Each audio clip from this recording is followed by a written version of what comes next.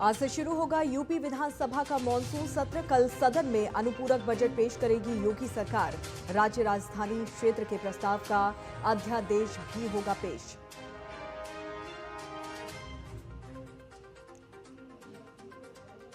Delhi coaching हादसे में action हुआ और सख्त। दिल्ली पुलिस एमसीडी अधिकारियों से करेगी पूछताछ।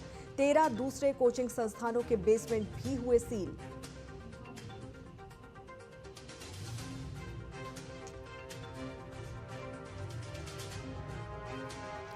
बिहार के ओबीसी आरक्षण के खिलाफ सुप्रीम कोर्ट में अहम सुनवाई। हाई कोर्ट ने रद्द किया था 50% कोटे से ज्यादा का आरक्षण।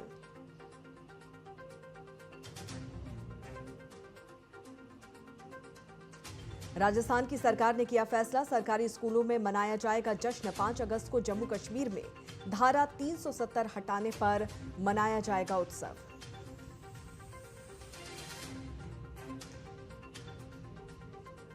भारत श्रीलंका के बीच तीसरा T20 मैच आज। 2 मैच जीतकर पहले ही भारत बना चुकी है बढ़त।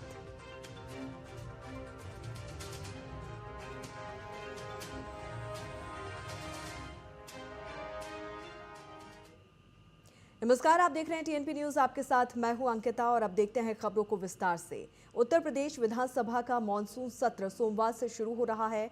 लोकसभा चुनाव के बाद शुरू हो रहे पहले बजट को नया नेता प्रतिपक्ष भी मिल रहा है। समाजवादी पार्टी ने माता प्रसाद पांडे को नेता प्रतिपक्ष बनाया है, जो सदन में सरकार को घेरने की कोशिश करेंगे। आज से शुरू हो रहे सत्र के दौरान विपक्ष ने सरकार को कानून व्यवस्था, भ्रष्टाचार, महंगाई, बेरोजगारी और किसानों के मुद्दे पर घेरने की तैयारी पूरी कर ली है। सत्ता पक्ष भी विपक्ष के हमले से बचने और उस पर पलटवार के लिए पूरी तरह से तैयार है। ऐसे में सत्र के दौरान हंगामे के पूरे आसार हैं। तो वहीं इस दौरान यूपी के योगी आदित्यनाथ सरकार वित्तीय वर्ष 2024-25 के लिए अपना पहला अनुपूरक बजट पेश करेगी। यूपी के वित्त मंत्री सुरेश खन्ना 30 जुलाई को अनुपूरक बजट सदन में पेश करेंगे। इस दौरान योगी सरकार वित्तीय वर्ष 2024-25 के लिए अपना पहला अनुपूरक बजट पेश करेगी, जिस पर सबकी निगाहें टिकी हुई हैं। योगी सरकार का पहला अनुपूरक बजट का आकार करीब 2005,000 करोड़ रुपए का हो सकता है। तो वहीं उपचुनाव से पहले पेश हो रहे अनुपूरक बजट में योगी सरकार प्रयागराज महाकुंभ 2025 के लिए भी अपना पिटारा खोल सकती है।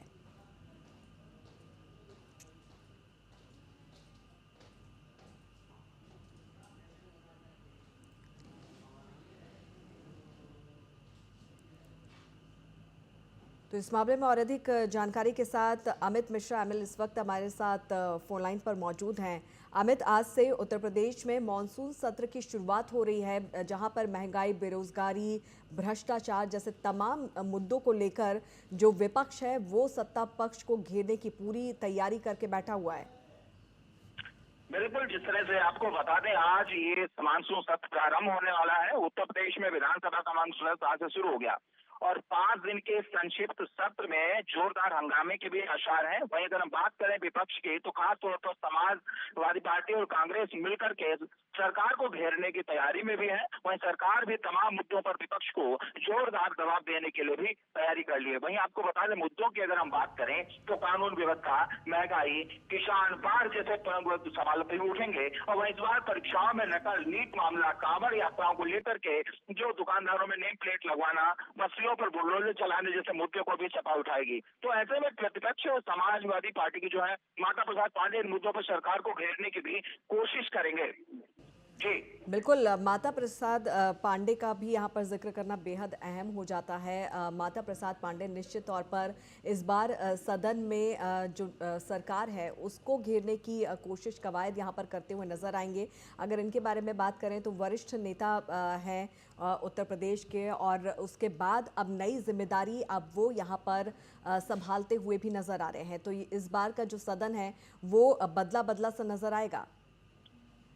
बिल्कुल, अभी तक अखिलेश यादव अपने आप में विपक्ष में यहाँ पर मुद्दा रहते हैं, सबसे बड़ा चेहरा रहा था विपक्ष में। लेकिन अब उनके सांसद बनने के बाद वो जो है अब माता प्रसाद पांडे को जिम्मेदारी मिली है। वहीं आपको बता दें कि इस बार जितेंद्र प्रसाद भी बीजेपी से वहां नहीं है और इसके साथ ही रालोद, वाजपेयी और एनडीए के 5 विधायक भी ऐसे हैं जो सांसद बन गए। चूंकि हर 6 माह में विधानसभा का सत्र होना भी जरूरी है और इसको संवैधानिक बाध्यता के चलते सत्र बुलाया भी गया। लेकिन ऐसे में अखिलेश यादव का भी वहां पर होना, जो अखिलेश यादव भी नहीं होंगे। वहीं अगर अगर हम बात करें लालजी वर्मा जो सांसद भी अब बन गए हैं वो भी नहीं होंगे, और जितेंद्र प्रसाद 3 लोग जो है वहां पर अब नहीं होंगे। लेकिन अखिलेश प्रताप के ना होने पर माता प्रसाद की अधिक जिम्मेदारियां बढ़ जाती हैं। अब देखना यह है कि जिस तरह से मानसून सत्र ये शुरू होने वाला है, सदन में तमाम मुद्दों को लेकर के विपक्ष घेरने का काम किया करेगा। वही 3 मुद्दे सबसे ज्यादा उनके रहने वाले हैं, चाहे वो नीट की परीक्षा को लेकर के हो, प्रदेश में परीक्षा में नकल की व्यवस्था को लेकर के हो, या कांवड़ यात्राओं पर रूट बदलने की बात की हो, बत्तियों पर बुलडोजर चलने की बात की हो। तो ये तमाम विपक्ष के मुद्दे रहेंगे और माता प्रसाद विपक्ष को लेकर के वहां विधानसभा में उपस्थित रहेंगे। और ऐसे में क्या कुछ स्थिति रहेगी, किन मुद्दों पर वो घेरने का अन्य भी प्रयास करेंगे, ये भी अपने आप में एक अहम बात होगी। बिल्कुल, साथ ही अमित, सबकी नज़र पेश होने वाले जो बजट है, अनुपूरक बजट है, उस पर भी रहने वाली है। 30 तारीख को बजट पेश किया जाएगा। क्या कुछ खास, क्या कुछ अहम हो सकता है इस बजट में? इस बजट की अगर बात की जाए तो सबसे पहले तो प्रयागराज में महाकुंभ होने वाला है, उसको लेकर भी इस बजट में विशेष उपहार रहेगा। किसानों के लिए भी विशेष उपहार रह सकता है। और वहीं सबसे बड़ी समस्या जो अभी रही है कि जो कह सकते हैं कि नौकरी को लेकर के समस्याएं रही हैं, किसानों के मुद्दों की समस्याएं रही हैं। तो इस बजट को लेकर के कहीं न कहीं राज्य सरकार जो है अपने आप में जो नाखुश विभाग है, जो नाखुश लोग हैं, उनको खुश करने का प्रयास करेगी और ये तमाम बजट के तौर पर अपने पक्ष में लाने का प्रयास भी करेगी सरकार। जी चलिए अमित, बहुत बहुत शुक्रिया इस तमाम जानकारी के लिए।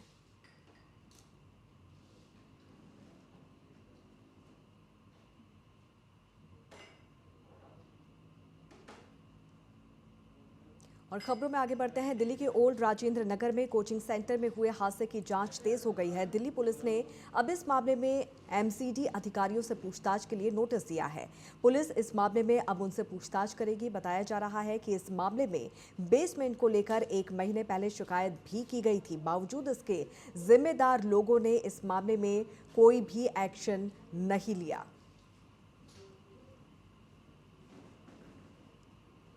तो महीने भर पहले ही बेसमेंट को लेकर शिकायत दर्ज की गई थी, लेकिन इसको लेकर ध्यान नहीं दिया गया, कोई भी एक्शन नहीं लिया गया और उसके बाद ये बड़ा हादसा हम सबके सामने आया है। इस मामले में और अधिक जानकारी के साथ हमारे संवाददाता शिवम पांडे इस वक्त हमारे साथ फोन लाइन पर मौजूद हैं। शिवम, इस पूरे मामले को लेकर क्या कुछ नया अपडेट सामने आ रहा है? बिल्कुल अंकिता जी, आपको बताना चाहूंगा कि देखा जाए जो ओल्ड राजेंद्र नगर का मामला है उसमें लगातार दूसरे दिन भी यानी आज भी जो छात्र छात्राएं वहां पे लगातार धरना प्रदर्शन कर रहे हैं। उनका कहना है कि इससे पहले अगर सरकार ध्यान देती तो 3 बच्चों आखिर देखा जाए तो लगभग रातों रात अगर बात किया जाए एमसीडी के जो मेयर हैं शैली ओबेरॉय की तरफ से 13 ऐसे इंस्टीट्यूट जो अवैध चल रहे थे उनको सील कर दिया गया। साथ ही साथ अगर बात किया जाए मौके पे तो दिल्ली पुलिस के जवान, रेपिडेशन फोर्स के जवान, तमाम ऐसे बल वहां पे तैनात किए गए हैं कि जिससे हंगामा न हो। साथ ही साथ देखा जाए जो दिल्ली के प्रमुख सचिव हो उनसे आतिशी सिंह जो कैबिनेट मंत्री हैं दिल्ली सरकार में, उन्होंने 24 घंटे के अंदर रिपोर्ट मांगा है। यानी पूरी तरीके से देखा जाए तो जब हादसे होने के बाद अगर बात किया जाए एमसीडी की बात किया जाए, दिल्ली सरकार की बात किया जाए, एलजी की बात किया जाए, सब एक्शन में आते हैं कि इतनी बड़ी हादसा होने के बाद कहीं ना कहीं दिल्ली सरकार जागी हुई है। अब 24 घंटे के अंदर यानी पूरी तरीके से रिपोर्ट मांगा जा रहा है। जी बिल्कुल, इस पूरे मामले को लेकर एक बड़ी लापरवाही भी निकलकर सामने आई है। जिस तरह से ये कहा जा रहा है कि पहले से इस बात की जानकारी दी गई थी बेसमेंट को लेकर, लेकिन इस तरफ कोई भी ध्यान यहाँ पर नहीं दिया गया। वहीं शिवम, अब दूसरे तरफ इस पूरे मामले को लेकर जिस तरह से राजनीति भी अब गर्माती हुई नजर आ रही है, आप वर्सेस बीजेपी अब इस पूरे मामले को लेकर नजर आ रही है। बीजेपी अब यहाँ पर कह रही है कि यहाँ पर इस्तीफा यहाँ पर दे देना चाहिए और साथ ही साथ जो आप है वो अब इस पूरे मामले को लेकर अपना बचाव भी करती हुई नजर आ रही है।